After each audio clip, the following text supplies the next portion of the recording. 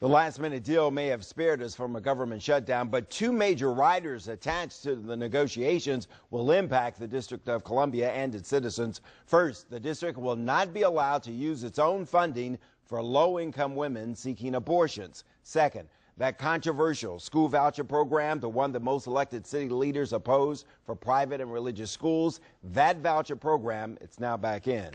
As Brittany Morehouse reports tonight, there could be more. A scattered few anti-abortion advocates stand with rosaries outside D.C.'s Planned Parenthood office. It's not health care, it's a situation on abortion.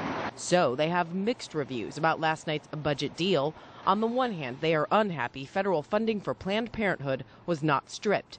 But they are delighted that D.C. is prohibited from spending city funds on abortions for low-income women. I don't think our government should necessarily support something financially if it's such a divisive issue. I think it's terrible, and I'm very disappointed. Disappointed, too, are some who follow education issues in the district, since another part of the budget deal renews the D.C. Opportunity Scholarship Program. It provides vouchers to students who attend private or religious schools. It's a project Speaker of the House John Boehner supports. This is like a bunch of bullies ganging up on somebody who doesn't have the same tools they have. Delegate Eleanor Holmes Norton is furious, mostly, she says, because she thinks the worst is yet to come.